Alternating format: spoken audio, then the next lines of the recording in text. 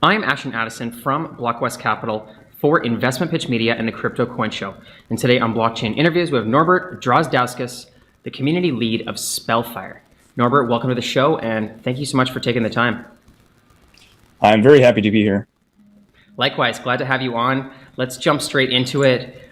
With Spellfire, your team has been working on an epic project that I've been following for a little while here. And before we get into the details, I would just love for you to explain in your words what Spellfire is all about and what are you guys bringing into the blockchain and the gaming community, and then we'll dive into the details. Sure. Let's dive straight in. So Spellfire has a long history. It was actually first launched in 1994 by a completely different team. It was US-based. The game was then abandoned by its owners at the end of the 90s, and it was not supported for almost 20 years. And long story short, the current CEO, played the game in his youth, and he really liked the game. He participated in many tournaments, and well, as a businessman, he started wondering, well, what happened to Spellfire? And turns out the rights were available to purchase. He went ahead and purchased the rights and gave Spellfire the second life it so very much deserves. Very, very cool. And it's completely different now with the emergence of technology, especially with DeFi, NFTs, all of the international transactions and globalization of the game now with the help of the internet. Maybe Exactly. talk a little bit about how it's been reinvented and where it's at now. So basically, Spellfire remastered the magic, picks up where the original left off by incorporating modern gameplay technologies like blockchain, augmented reality, NFTs, and play-to-earn features. The introduction of these elements really mean that our players will have a highly immersive experience while being able to own a part of the game that they love, and they can profit from its success. Amazing. And maybe you can give a little snapshot for people that they aren't familiar with the original Spellfire and what the game is sort of actually about. Maybe you have any background or lore on, what do you do when you play Spellfire? Exactly. So Spellfire is a player versus player card collectible game. Players build their decks, which consist of many different variations. Basically, there are decks, there are booster packs, and players build these decks to fight against each other. The point of the game is to build enough realms to win. Once in the standard version, once you build 6 realms, you win the game. And well, your opponent must not let you do that, while you are not letting your opponent do that as well, basically. So the game is fought with various champions, spells, abilities. It's really quite similar to a fantasy world. For example, of World of Warcraft, there are various classes, various, for example, psionicists, thieves, magicians, things like that really make the whole experience very immersive and very fun to play. Very cool. I like it. And how long in this new iteration with blockchain and NFTs, how long has your team now been working on the platform? So trademark re-registering took place about 3 years ago, and that's when the development really started on the game. That's when, as you can imagine, every single card is different. Every rule must be polished. So that was basically the main focus for the first few years, just to really get the game up from the ground and to reinvent the whole idea of Spellfire. And then the blockchain aspects really started taking off last year. So maybe from the middle of last year, the team was fully focused in getting the digital game started, being developed, in getting the token ready, in getting the NFTs ready. We launched the NFTs just last year in October. The current NFTs for sale are actually the revenue-generating NFTs that are an investment for the longevity of the game. Basically, they earned you revenue from other players playing the game and using those cards. Oh, wow, very cool. And yeah, I was going to ask about that. In terms of the cards, are all of the different types of cards, whether it's heroes, items, those all NFTs? And then, yeah, let's just start with that. So there are 3 types of cards in Spellfire. There can be non-NFT cards, there can be NFT cards, and then there are original NFT cards. So original NFT cards are the most limited cards in Spellfire. They're the most rare and the most valuable. And they generate revenue from the sales of playing NFT cards. So as you can imagine, when you open a booster pack, let's say, you get a bunch of cards. And in Spellfire, they can be physical and digital. So you'll be able to do this both online and at your home if you just have the booster pack in your hands. Wow. Those cards are linked together. The physical cards are linked by a QR code to the digital world, and those cards can be upgraded to NFTs. And basically, the owner of the original card, let's say you have the Suingu card, right? You have the original NFT card of Suingu, which is just a character. It's a magician, and it represents our CEO, actually. So it's a pretty cool card to have. Basically, when players open booster packs and find Suingu cards in those booster packs, when they upgrade them to NFTs, the owner of the original earns 90% of the transaction. So it's actually quite a substantial part of what people earn.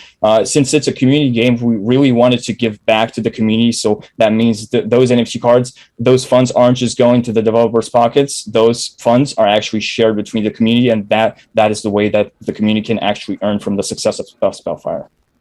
Wow, that's super cool. And I like the physical digital merge. This fidgetal, what they're calling it, like a merging. Exactly. Exactly. Digital. It's pretty cool to be able to hold something, especially because so many people that aren't really in cryptocurrency yet, or they've been gaming but not cryptocurrency, they just see it as all digital, and you can't really hold it in your hand as a tangible thing. So I really do appreciate that with Spellfire. And with these NFTs, I'm curious, are you able to buy them in any cryptocurrency or any marketplace, or how does that work in terms of transferring and trading the cards? So currently, they're available on OpenSea, which was just a temporary solution for us to get the NFT sales off the ground, basically. But we're making our own dedicated marketplace, which will be released, well, actually in the very near future, hopefully in the next few years. I mean, weeks, not years, of course, which will really help the process for us of actually making the NFTs available to the public, because we are planning to add more purchase options. Currently, the only way to purchase them is to have a wrapped Ethereum, which is Ethereum on Polygon, which really lowers the fees of the transactions. And yeah, the cards can be traded. If you purchase a card, you can instantly sell it for a higher price if you desire so. Wow. They're just able to be traded on OpenSea, and later on they'll be able to be traded on our marketplace. Very cool, Norbert. Thanks for that. And I was looking into, in the game, there's also like a Spellfire fungible token, like a cryptocurrency that's involved in the platform. Is that used for purchasing NFTs, or what's the main functionality of the Spellfire token? Yeah, so that's the plan. It will also be possible to purchase NFTs with the Spellfire token, but the Spellfire token is basically the main utility token of the game. So that meaning it will be used for card upgrades. And like I just said, once someone upgrades a card, 90% of the transaction goes to the original owner. So that's going to be in Spellfire tokens. There's actually two currencies, which is going to be gold, which is an in-game currency. It's not minted on any blockchain. And then there's Spellfire, which is the cryptocurrency, and basically it's done this way so that people who do not even have an interest in cryptocurrencies can still enjoy Spellfire, can still play the game, and can still love the experience we're offering. Very cool. I like that. And I also saw that, I'm not sure how integrated it is into the game, but there is DeFi and interest and LP staking, things like that. Maybe you can talk about how that is being incorporated into the token and into the Spellfire ecosystem. Exactly. So we've recently launched our token. It's been about 2 weeks, I believe, a little bit over 2 weeks, and we've already implemented quite a few staking solutions. For example, just today, we've made the Spellfire LP farm staking available on tokensfarm.com. It's on BSC. There are also ERC network staking solutions on Huobi. Spellfire Token is listed on Huobi, on Gate.io, on MeXC. It's also available on PancakeSwap, Uniswap. So yeah, we're really focused on decentralized finance, and we're really trying to make the game as incorporated into those systems as possible. That's incredible. And I know your team's constantly working on the development continually right now. And you were mentioning before about how there's a new version, or the main net of it is coming out in the near future. Maybe you can talk about where you're at right now and where you're heading. Sure. So currently we're focused on developing the digital version of Spellfire.